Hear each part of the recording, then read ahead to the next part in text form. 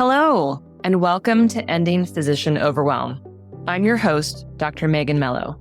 I'm a family and obesity medicine physician, as well as a certified life coach for physicians. In this podcast, we talk about how the learned habits of people-pleasing, perfectionism, and a lack of boundaries show up in our lives and how they contribute to burnout, exhaustion, and overwhelm. The healthcare system is broken, my friends, but let's not wait for it to be fixed in order to feel better.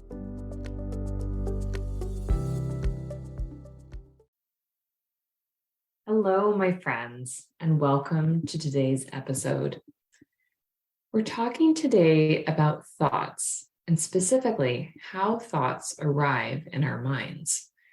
If you've listened to the early episodes in particular and have followed the show for some time, you probably already know why this is so important. If you're new to the show, new to the ideas of coaching or thought work in general, let's just start by saying that our thoughts create our feelings. This very simple notion can be a challenge to unpack and believe. For many of us, we have spent years, perhaps our whole lives, experiencing our emotions as inevitable consequences of our circumstances, the things that happen to us, the words people say to us, etc. But truly, in order for us to experience an emotion, we first have to have a thought, conscious or unconscious, about something that has happened, something someone said, a face they made, etc. And although many circumstances may give us similar thoughts, similar to the thoughts of the people next to us, and thus we might have similar emotions, no circumstances produce exactly the same thought in all of us. Context, perspective, experience, culture, and many other factors overlay and influence the thoughts that we have in response to circumstances. I could spend a lot of time here with this concept, but today we're going to be focusing elsewhere. However, before I move on, the reason why this is so important and why we need to start with this fundamental idea that our thoughts create our feelings is because of what happens when we have a feeling. When we experience an emotion, whether that emotion is one we would consider positive or negative, that emotion or those emotions determine our actions, the things that we do and don't do, as well as the chatter and self-talk in our minds. If this seems strange to you, consider for a minute what happens to your plans for the day when you find yourself feeling angry, anxious, or afraid. And of course, what we do and don't do creates the results we have. This is true in our day-to-day as well as in the big picture of our lives. To get into medicine required you to frequently have thoughts that led to the emotions of motivated or determined, which allowed you to then go on and study long hours, prepare for tests, experience repeated sleep deprivation, etc. And those actions help to create the result of you being in medicine now. So to summarize and bring this all together, our thoughts create our feelings determine our actions, and those actions create our results.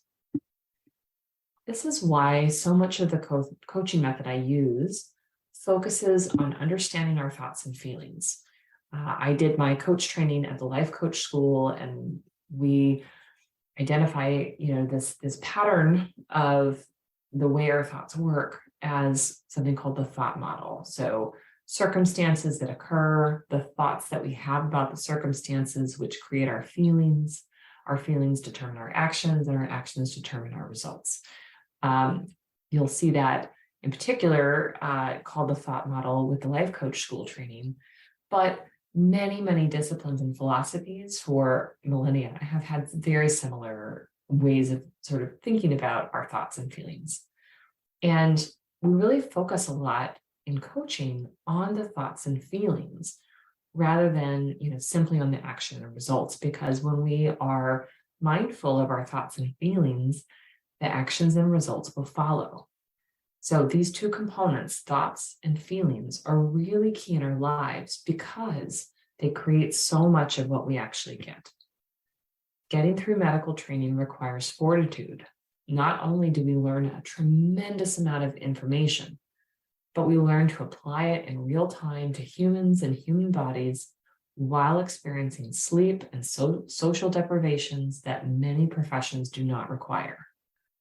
And this brings me to my main point, which is to consider an important shortcut that brains take when we borrow thoughts from others. This is universal for humans. We learn and adopt thoughts from other people, including our parents and elders, our teachers, our peers. When we have the same thoughts over and over again, these thoughts become beliefs. And this is an important shortcut too. We can learn more when we do this, when we pick up on thoughts that are helpful or useful to us that, have come from people that we trust. Think back to when you were a student and you listened carefully to the ways that residents or attendings talk to patients. You started to use their same language in your own discussions. Or when you saw the way that they organized clinical information in rounds or in clinic, and you adopted a similar pattern. They had thoughts about the utility of what they were doing, and you adopted the same thoughts and concepts into your own practice. This happens with kids too, learning from their parents or from their elders. Have you ever heard a child, your child maybe, repeating your words to a friend as though it was a fact? For better or for worse, this is how people learn. But my question for you today is, do you ever stop to consider whether your current set of thoughts, especially the thoughts borrowed from others, is working for you? If you find yourself frequently spending many hours on your clinical notes, worrying that if you don't spend that much time, they won't be good enough, where did these thoughts about your notes come from? Did they come from attendings during your student or your resident rotations where you received criticism for your work? Or from your billing and coding team? Perhaps you have been frequently praised for having highly detailed notes from other physicians, and you now believe that each note requires that degree of detail and precision. Here's those habits of perfectionism and people-pleasing creeping in. None of these thoughts are necessarily wrong or a problem, but let's think about where did they come from, and more importantly, what are the feelings that these thoughts create in you?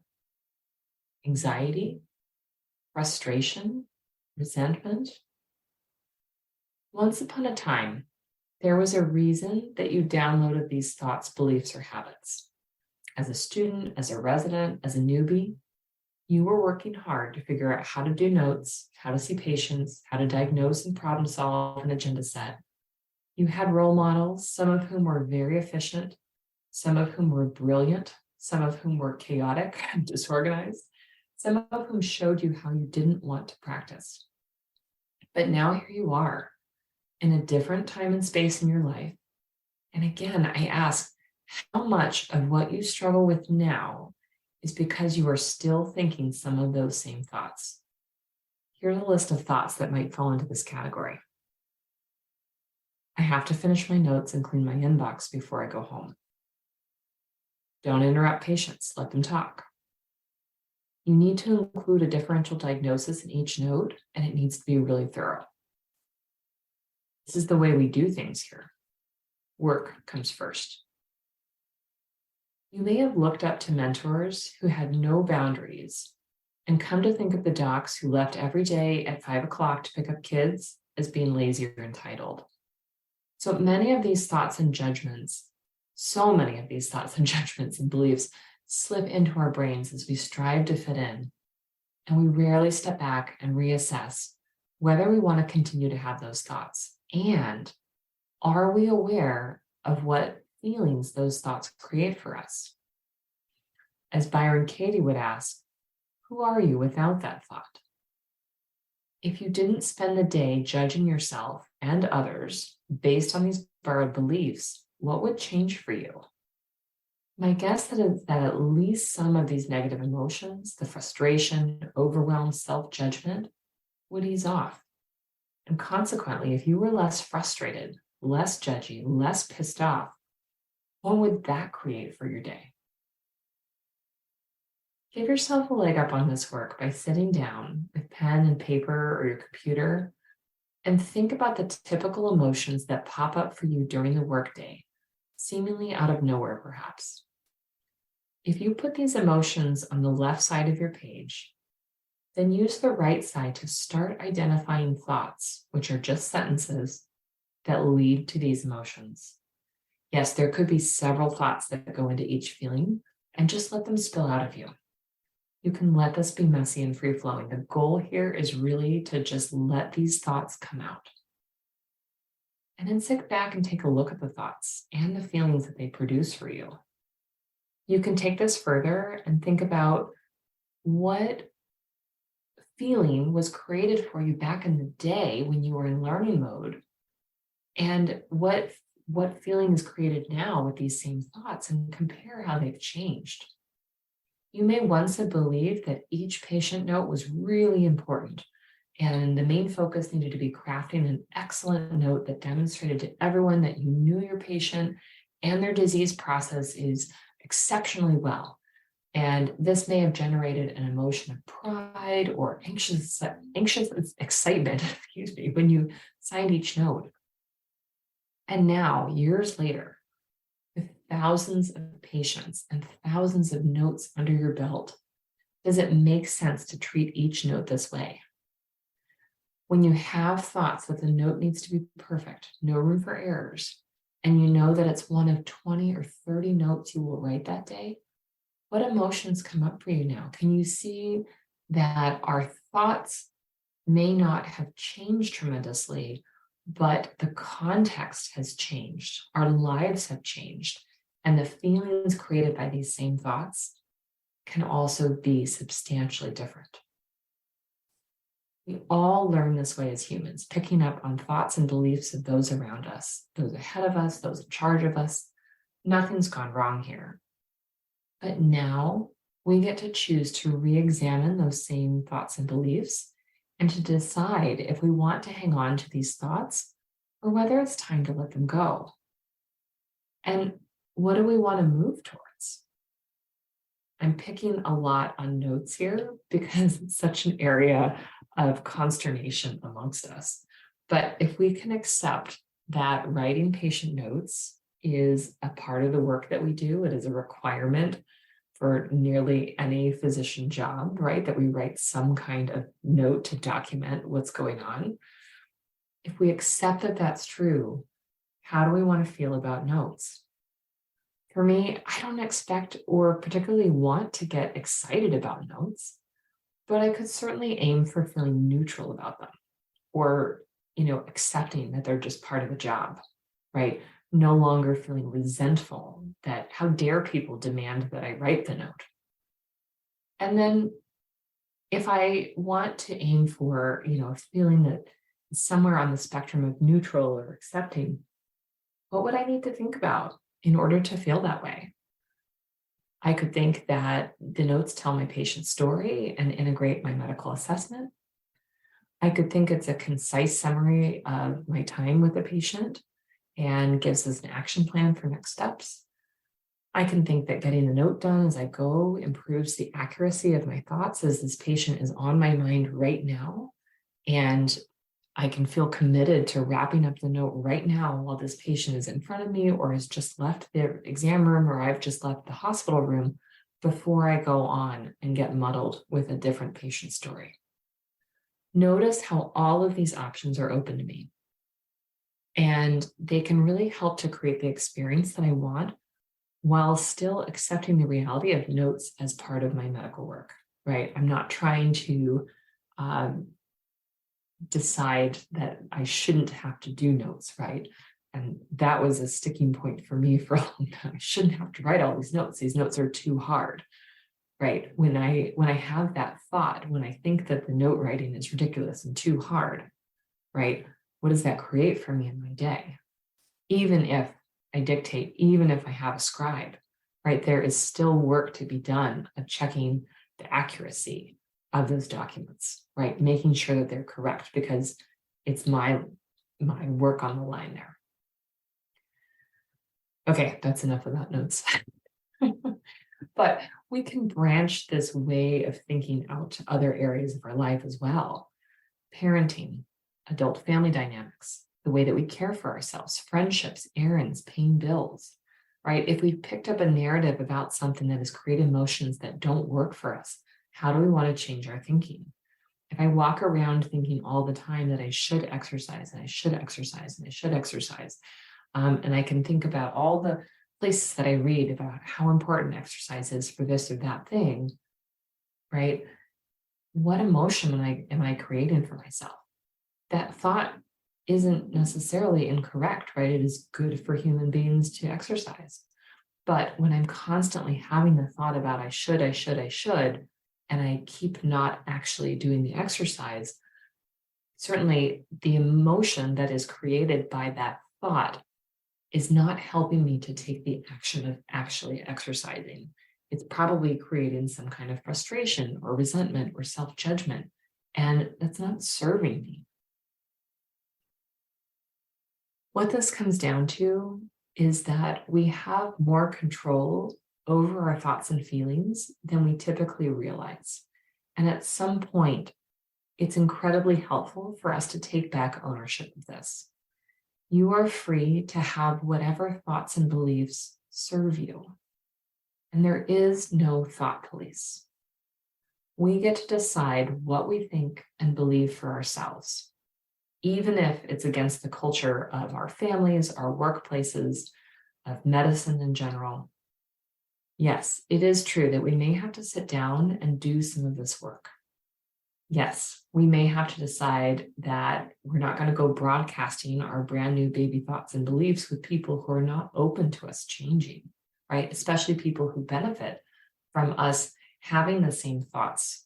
And, something that comes up with people pleasing, right, is that when people want to start saying no, they come up against a lot of discomfort, right? And the discomfort comes from the thought of having to disappoint other people, right? Those people are not necessarily open to us changing and starting to say no, right? It may not work well for me to broadcast to my children, for example, or to a friend that I'm going to continue to say no to them. Now, I might be making that decision for myself, but I may need to nurture that thought and see how it goes before I broadcast that to others. Yes, it's also true that we may need professional help if we have deeply rooted and painful thought patterns that are connected with traumas or past dangers. But again, most importantly, when we choose to open our minds up to letting go of old ways that don't serve us, choosing how we want to think and feel in our day, for the day-to-day as well as the big picture for our future, we can achieve freedom and often a lot of clarity. And these are the things that so many of us are searching for.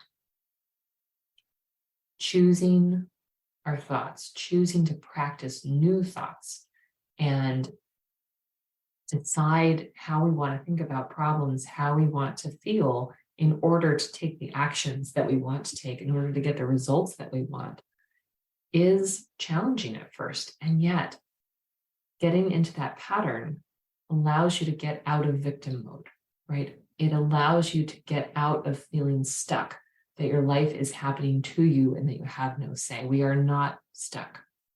People do not own us. Our jobs do not own us. You are the one who can give yourself permission to change. So let's go ahead and start to change our minds. That's what I have for you today. I hope that this has been helpful.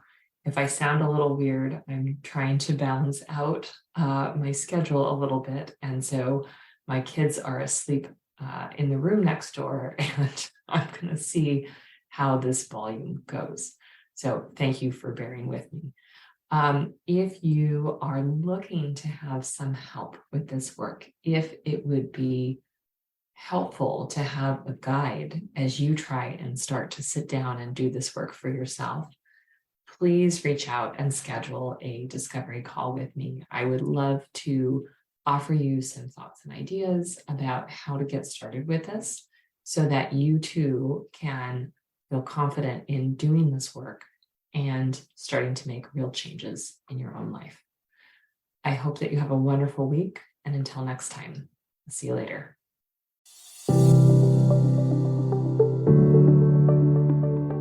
Well, that's our show for today. Thank you as always for listening.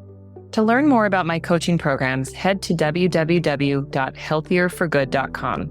And if you love this podcast, please drop us a review on iTunes or support the show by clicking the link in the show notes. Until next time, take care.